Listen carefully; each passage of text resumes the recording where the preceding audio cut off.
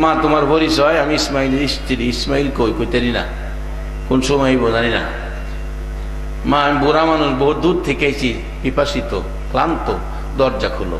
বসি, পুরুষ ঘরে নাই, দরজা খোলা যাবে না।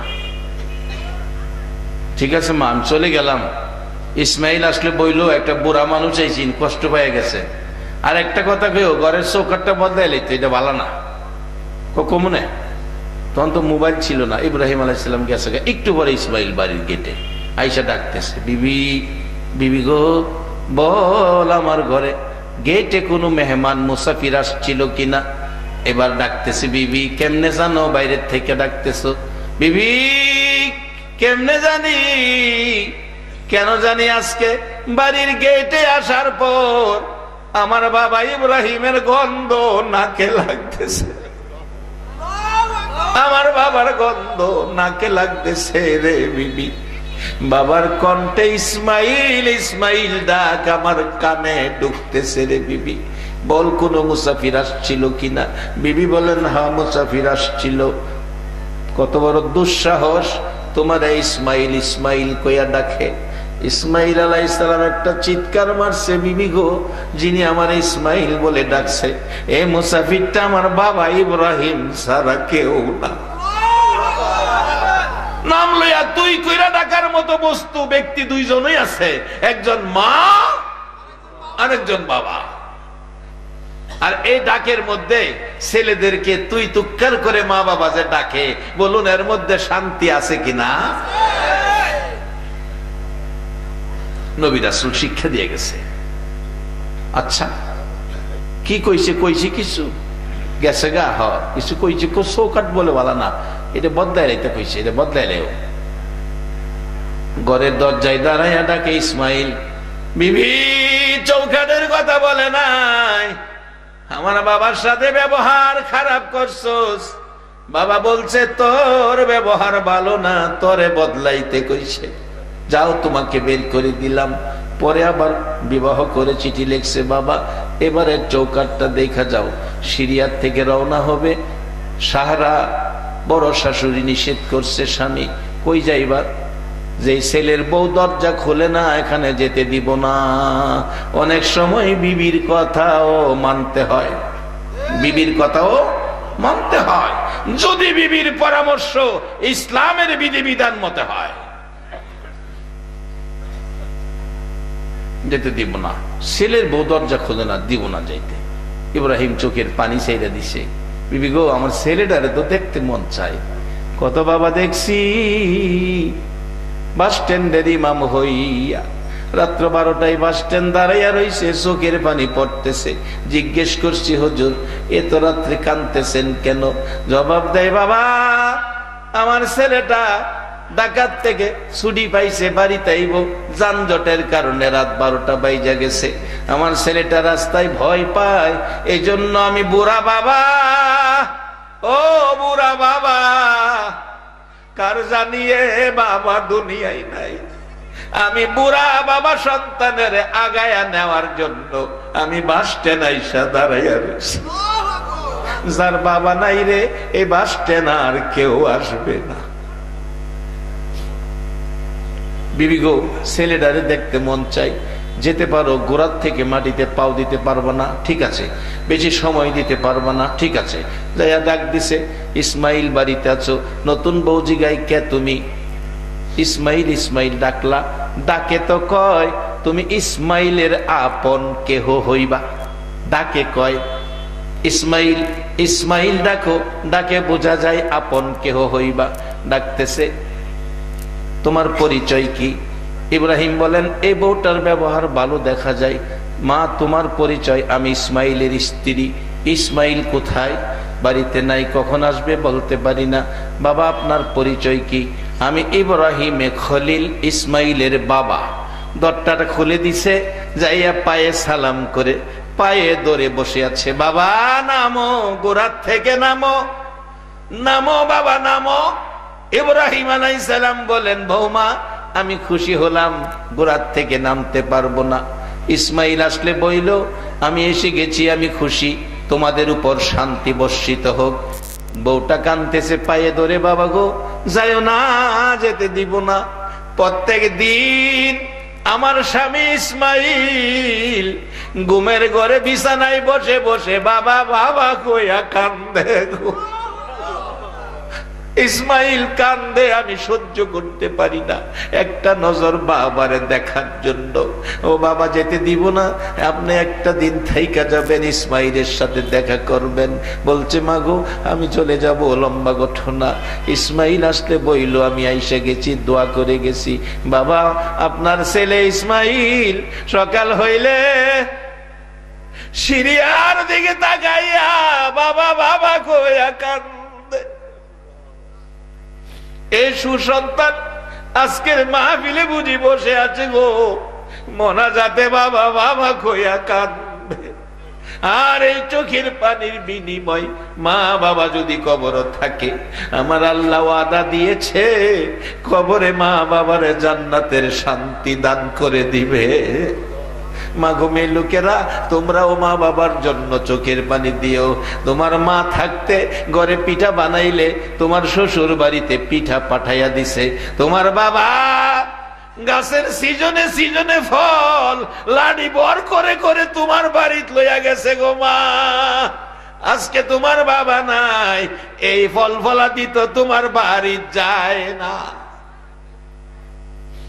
ওয়াজ হয়েছে বাবা, আজকে দোয়ার দরকার, আসুন আমরা দোয়ার প্রস্তুতি নেই।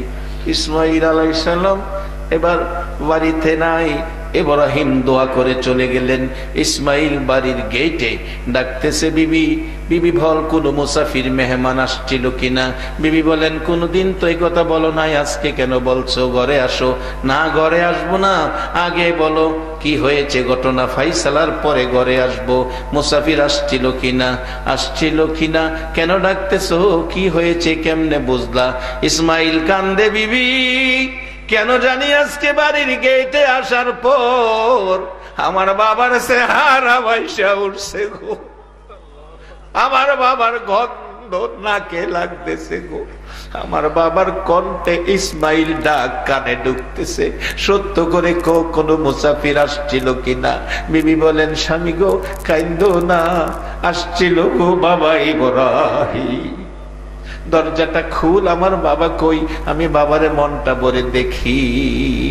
আমার নবী বলেছে উম্মতেরা যেখানে যাও, যেখান থেকে আসো, আগে মা কোথায় বাবা কোথায় খবর নাও, মা বাবার চেহারার দিকে তাকাও, মন ভরে মা বাবারে দেখো রে উম্মতেরা। আমি মদিনার নবী বলে গেলাম, যতবার মা বাবার চেহারার দিকে মায়ার নজরে তাকাবি, ততটা কবুল হজের নেকি তোর আমল নামাই পায়া যাইবি। এ বাবা যদি দুনিয়ায় থাকে খেদমত করবেন, আর যদি কবর থাকে 8 দিন ব্যাপী মাহফিল সার্থক করবেন ওই দোয়া দিয়ে, রব্বির হামহুমা কামা রব্বায়ানি সগীরা। বাবারা, মাহারা, বাবাহারা যারা আছেন, আপনারা সুসন্তান দোয়ায় শরীক হবেন। মা বাবা দুনিয়ায় থাকলে দোয়া করবেন আল্লাহ যেন হায়াত দেয়, হজের নেকি কামাই করবেন। মক্কা মদিনায় ঘুরাইলেন, টাকায় ভেজাল, ঘুরাইয়া হাজি নাম লেখছেন, কিন্তু আপনার হজ হয় নাই, হাজি হয়েছেন। আসেন আজকের 8 দিন ব্যাপী মাহফিল আল্লাহ তুমি কবুল করো। 8 দিন ব্যাপী মাহফিলের খাদেম, 8 দিন ব্যাপী মাহফিলের সেক্রেটারি আমার অতি মহব্বতী ভাই মঞ্জুর হোসেন দর্জি সাহেব কিছুদিন পর পর টেলিফোন করে, হুজুর আমার মাহফিল ঠিক আসেনি, মনে আসেনি।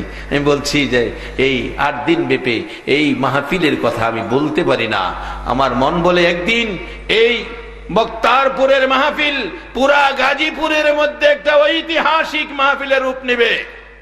এই কোরআন সুন্নাহর এই মাহফিলটাই মানুষ আসবে, একটা মানুষ যদি কোরআন সুন্নাহর পক্ষে যায়, এই মাহফিলের সকলের জন্য নাজাতের উসিলা হয়ে যাবে। এই মাহফিলটা প্রত্যেক বছর হোক, এবার 40তম মাহফিল। আজকের মাহফিলের দোয়াতেই টের পাবেন মাহফিল কবুল। আগামীতে 41 বছর আমরা বেঁচে থাকবো কি না থাকবো কোনো গ্যারান্টি নাই। সব জিনিসের গ্যারান্টি না হয় ওয়ারেন্টি, আমাদের গ্যারান্টিও নাই ওয়ারেন্টিও নাই। কোরআন বলছে অমাল হায়াতুদ দুনিয়া ইল্লা মাতাউল গুরুর। সেই ওয়ারেন্টি গ্যারান্টি সারা দুনিয়াতে কে কতদিন। আল্লাহুম্মা আমিন।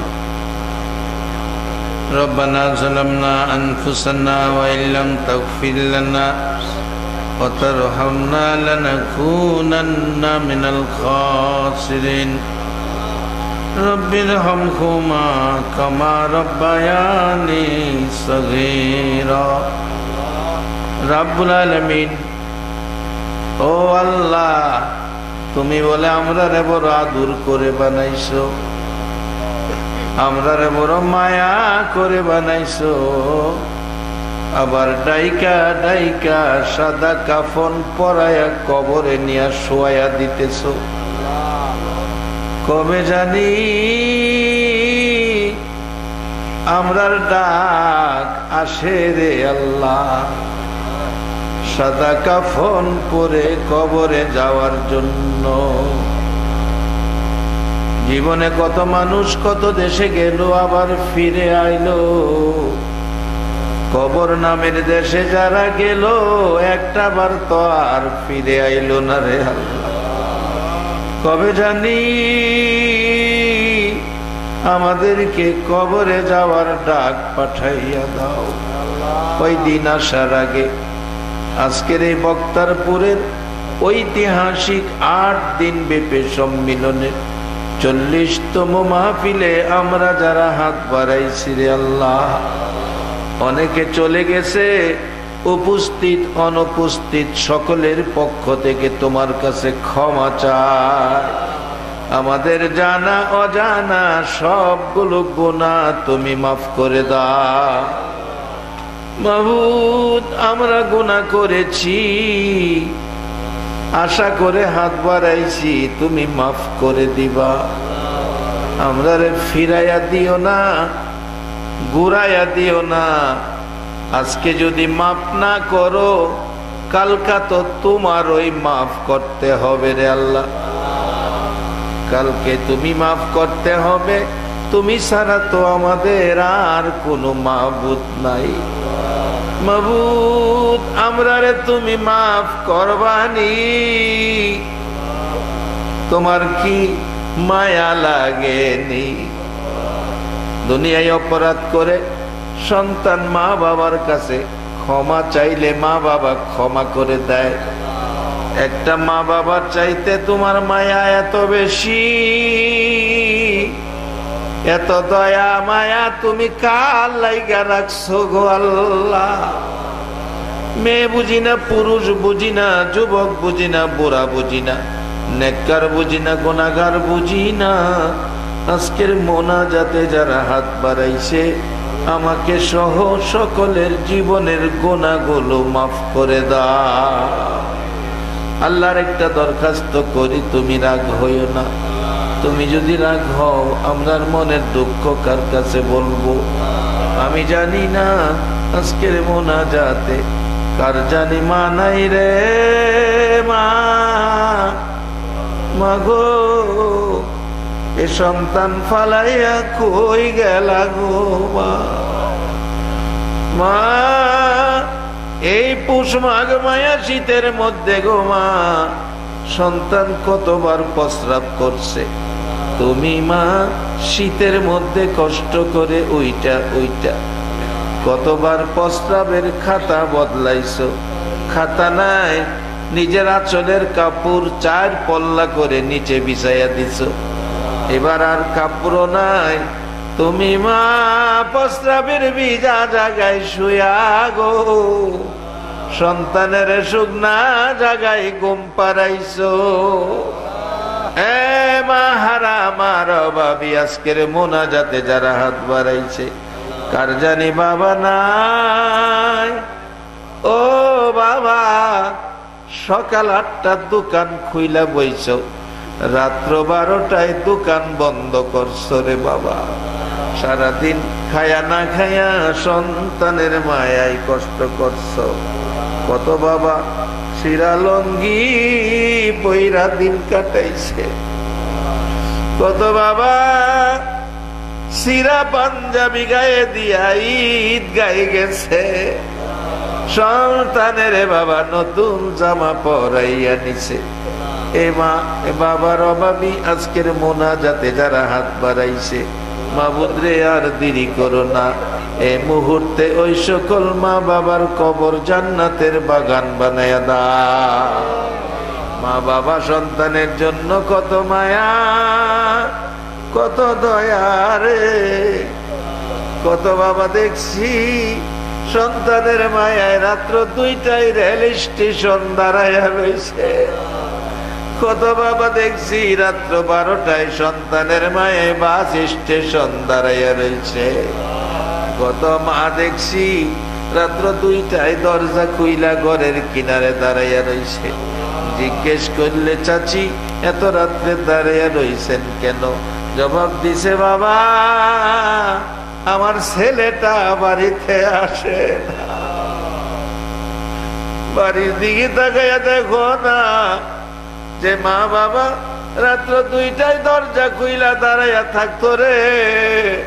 হে দরজাগুলি কার জানি বন্ধ হইয়া গেছে। এ মারে বাবারে কেমনে বলবো রে আল্লাহ।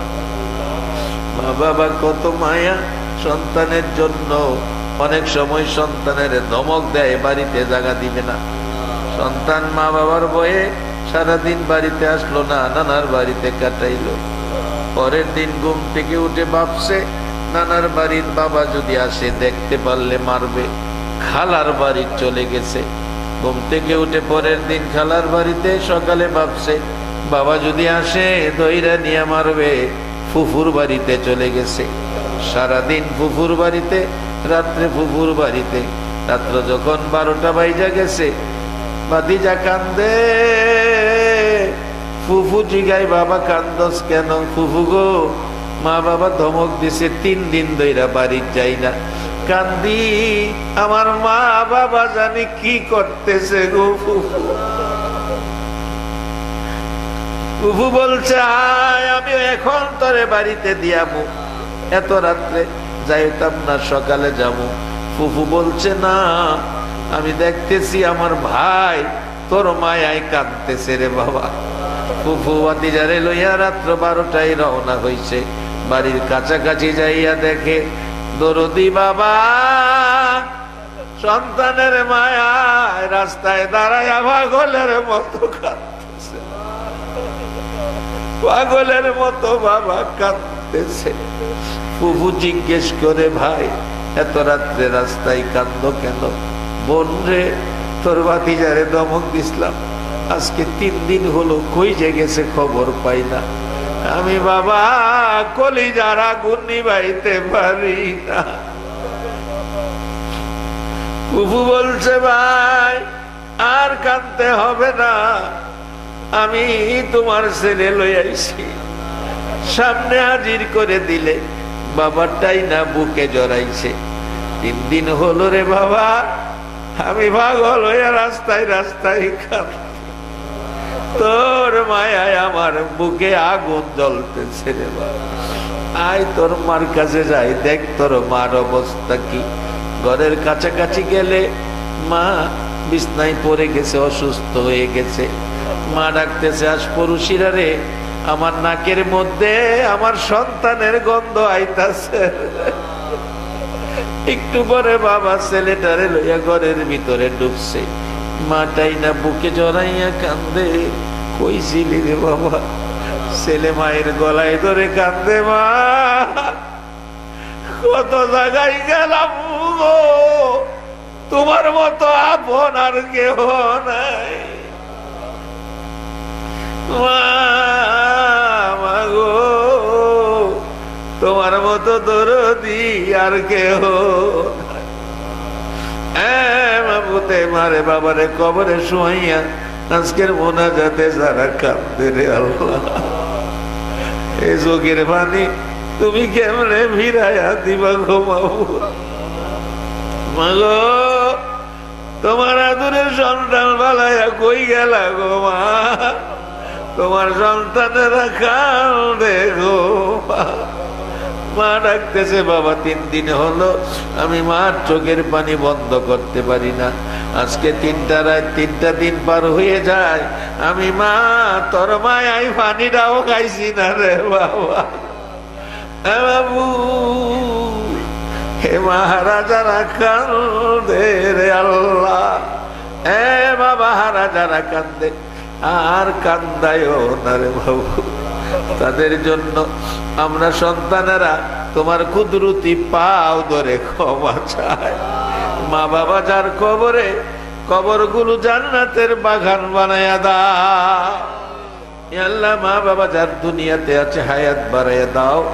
মা বাবা কেমন জিনিস বুঝার তৌফিক ছেলে মেয়েদেরকে দান করে দাও আল্লাহ। দাদা দাদি, নানা নানি, শ্বশুর শাশুড়ি, দেশ খেস বংশধর খানদানবাসী, বক্তারপুরের জমিনের নিচে আল্লাহ, এই গাজীপুরের জমিনের নিচে, সারা বাংলার জমিনের নিচে আমার মায়ের নবীর উম্মত মেয়ে পুরুষ সরিষা পরিমাণ ইমান লইয়া যারা ঘুমাইয়া গেছে রে আল্লাহ, সকলের কবর জান্নাতের বাগান বানাইয়া দাও আল্লাহ। আজকে 8 দিন ব্যাপী সম্মিলন কমিটির বংশধর যারা কবরে, সবাইকে তুমি মাফ করে দাও আল্লাহ। আজকের প্রধান অতিথি এমপি মহোদয়কে নেক হায়াত বাড়াইয়া দাও। আজকের বিশেষ অতিথি সভাপতি, গণ্যমান্য ব্যক্তি উপস্থিত সকলকে নেক হায়াত বাড়াইয়া দাও আল্লাহ। আমার মা বোনদেরকে রাবিয়া বসরির মতো বানাইয়া দাও আল্লাহ। খাস করে এই মাহফিলের মুনাজাতে যারা শরীক হয়েছে, যার মনে যে আশা, সকলের মনের আশা পুরা করে দাও আল্লাহ। পরীক্ষা চলছে আল্লাহ, সকলের সন্তান বড় আদুরের সন্তান, কারো সন্তানের মুখে ব্যথা দুঃখ কষ্ট দিও না। সকল সকল সন্তানের হাসি মুখে বাড়িতে ফিরাইও রে আল্লাহ। আল্লাহ আমার মাদ্রাসা সহ স্কুল মাদ্রাসার সকল ছাত্র ছাত্রীদের পরীক্ষার মধ্যে তোমার রহমত দান করে দাও। সুষ্ঠুভাবে সুন্দরভাবে পরীক্ষা দেওয়ার তৌফিক দান করে দাও। সবাইকে তুমি ভালো নাম্বারে পাস করার ব্যবস্থা করে দাও আল্লাহ। অনেকের ছেলেরা বাইরে বিদেশ থাকে, যেই যেই দেশে থাকে সহি সালামতে রাখো, রুজি রোজগারে বরকত দিও আল্লাহ। যারা বিমারি তোমার কুদরতি চিকিৎসায় শেফা করে দিও রে আল্লাহ। আল্লাহ খাস করে মুতালিব দর্জি সাহেবের ছেলে অ্যাক্সিডেন্টে মারা গেল, 16 বছর বয়স আল্লাহ। তাকে তুমি শহীদি মর্যাদায় কবুল করো রে আল্লাহ। আল্লাহ যাদের ছেলে মেয়ে আছে, কারো ছেলে মেয়েকে অ্যাক্সিডেন্টে মত দিও না। ছেলে মেয়ের এই ব্যথা দিয়া মা বাবার কলিজায় আগুন জ্বালাইও না আল্লাহ। প্রত্যেকের ছেলে মেয়েকে আপদ বিপদ আজাব গজব অ্যাক্সিডেন্ট হইতে বাঁচাইয়া নেক হায়াত বাড়াইয়া দাও। ছেলে মেয়েদের মুখে এতিমের দাগ লাগাইও না। ছেলে মেয়েদের মা বাবার হায়াত বাড়াইয়া দাও আল্লাহ। যারা নামাজি নামাজ কবুল করে নাও, যারা নামাজ পড়ে না নামাজের ভুল দান করে দাও আল্লাহ। বক্তারপুরের মাহফিল কিয়ামত পর্যন্ত কায়েম রাইখা দাও আল্লাহ। 40তম মাহফিল বিদায় হয়ে যায়। এই মাহফিলে যারা আসছে সাহায্য সহযোগিতা করেছে, দূর দূরান্ত থেকে মাহফিলে শরীক হয়েছে, সকলকে তুমি 40 বৎসরের মাহফিলের বরকত নসিব করে দাও। এ উসিলায় একটা রাত্রে আমার নবীরে ঘুমের ঘরে স্বপ্নে দেখাইয়া দাও আল্লাহ। এই মাহফিলের খাদেম খেদমত যারা, কমিটির সদস্য যারা, সকলকে তুমি মক্কা মদিনার মেহমান বানাইয়া দিও রে আল্লাহ। এই বাজারের সকল ব্যবসায়ী ভাইদের ব্যবসায়ী খায়ের ও বরকত দান করে দাও রে আল্লাহ। মাহফিল শেষে যারা যেখানে যাবে সহি সালামতে মান সম্মান ইজ্জতে জায়গায় জায়গায় পৌঁছাইয়া দিও রে আল্লাহ। সাল্লাল্লাহু তাআলা আলা খায়রি খালকিহি মুহাম্মাদি ওয়া আলা আলিহি ওয়া আসহাবিহি আজমাইন বিহাক্কি লা ইলাহা ইল্লাল্লাহু মুহাম্মাদুর রাসূল।